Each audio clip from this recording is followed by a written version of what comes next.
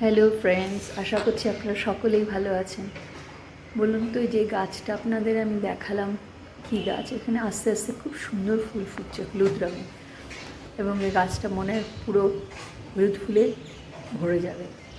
তো সকালটা কাটিয়ে আজকে কিছু বাজার করার ছিল, তাই চলে গেলাম আয়াপ্পানগরে।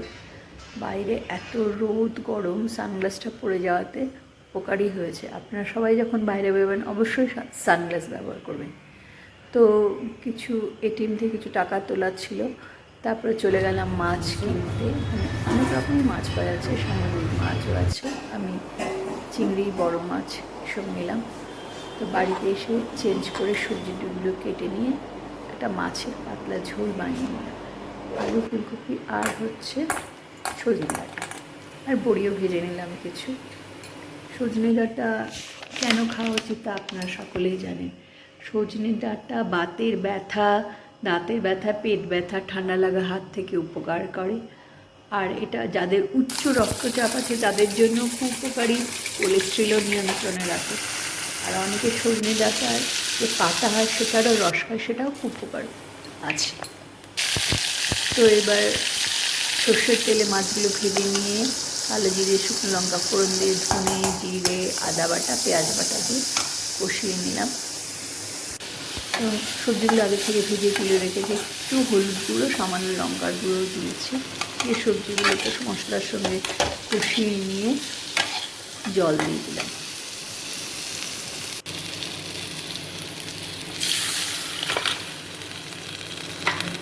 এবং বড়িগুলো দিয়ে দিলাম। বড়িগুলো সেদ্ধ হতে সময় লাগবে। একটু নুন আর সামান্য মিষ্টিটা পরে দেবো। টমেটোও দিয়ে দেবো। একটু হালকা পাতলা, টমেটো কোনো ভাজবো না, কেটে নিয়ে উপর থেকে দিয়ে দেবো। তারপরে মাছগুলো দিয়ে দেবো। আপনাদের যে আমার ব্লগটা ভালো লাগে তাহলে অবশ্যই লাইক করবেন, কমেন্ট করবেন এবং শেয়ার করবেন। এবং যদি কিছু ভালো লেগে থাকে আমার ব্লগটা তাহলে সাবস্ক্রাইব করবেন। এবং মাছটা টকবক করে ফুটে উঠলো, নামিয়ে দিলাম। এইভাবে আমার দুপুরের লাঞ্চটা সেরে নিলাম। বিকেলে কিছু গেস্ট আসবে, সেই জন্য গাজর দিয়ে একটা বিস্কিট বানাবো। তো প্রথমে চিনি, 1 কাপ চিনিকে দারচিনি আর বড় এলাচ দিয়ে গুঁড়ো করে নিলাম। আর নিয়ে নিলাম 1 কাপ ময়দা। তো সেই আর নিয়েছি একটা ডিম, আর 1 চামচ বেকিং পাউডার, 1/2 চামচ বেকিং সোডা। তো শুকনো জিনিসগুলো যেমন কেকের ব্যাটার বানানো হয় ঠিক সেরকম, কিন্তু এটা একটু ভারী হবে, মানে এটা এত পাতলা হবে না, একটু ভারী হবে। সব কিছু একসাথে নিয়ে নিলাম। যে দেখুন চিনিগুলোকে গুঁড়ো করে তার মধ্যে ময়দা দিয়ে দিলাম, 1 বাটি ময়দা দিয়ে দিয়েছি।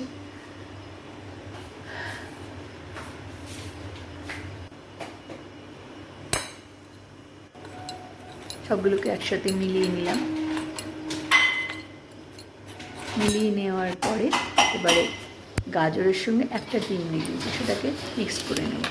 মিক্স করে সেই আর একটুখানি আধা ইঞ্চি আদা, এটাকে গ্রেট করে ওই ব্যাটারটার সঙ্গে মিশিয়ে দেবো।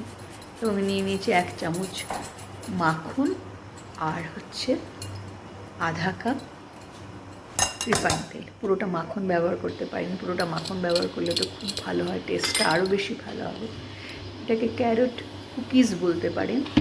এবং সবটাকে একসাথে ভালো করে হাত দিয়ে চটকে নিতে হবে, সেই মাখন আর রিফাইন তেলটাকে।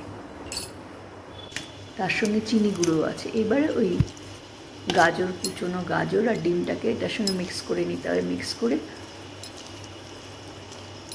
আমার তো ওভেন এখানে নেই, ছেলের কাছে ওভেন নেই, বাড়িতে আছে। আমি যেখানে থাকি শিলিগুড়িতে, সেখানে আমার ওভেন আছে। সেখানে ওভেনে বানালে হয়তো আর একটু ভালো হতো, জানি না। তো আমি গ্যাসের চুলায় রান্না করেছি। একটু উপর থেকে খেজুরও কুচি কুচি করে দিয়ে দিয়েছি, আর কিশমিশ, আর অন্য কোনো বাদাম আমার কাছে ছিল না, তাই এগুলো দিয়েই আমি কুকিজটা বানিয়ে নিলাম। তো আপনারা এইভাবে বানিয়ে দেখবেন, ঘরে সমস্ত উপকরণ দিয়ে যথেষ্ট ভালো হবে এবং খেতে খুব ভালো হয়। চটজলদি হঠাৎ মনে হলো, গাজর তো সবার ফ্রিজে থাকেই, মাখনও থাকে, ময়দা তো থাকেই সবার ঘরে, দিয়ে আপনারা বানাবেন, অবশ্যই বানাবেন। এবং কেমন হলো বানিয়ে আমাকে আপনারা কমেন্ট করবেন। তো একদম কম আছে বড় কড়াইতে ঢাকা দিয়ে আমি বসিয়ে দিচ্ছি। প্রথমে আমি নিচে কোনো কাগজ দিইনি, তো পরে হলো পরের রাউন্ডটা আমি একটা কাগজ দিয়ে তারপরে রিফাইন তেল দিয়ে। কেমন হয়েছে? নরম। ভেতরটা নরম হয়েছে? হুম, আচ্ছা উপরটা একটু মচমচে হলে ভালো হতো। আচ্ছা, আমার হাজব্যান্ড তো খেয়ে বললো ভালো হয়েছে। আপনারা দেখুন কেমন হয়েছে। পেছনটাও একদম কুকিজের মতন হয়েছে, কুকিজ যেমন পেছনটা হয় দেখতে সেরকমই হয়েছে। বাই ফ্রেন্ডস, ভালো থাকবেন, সুস্থ থাকবেন।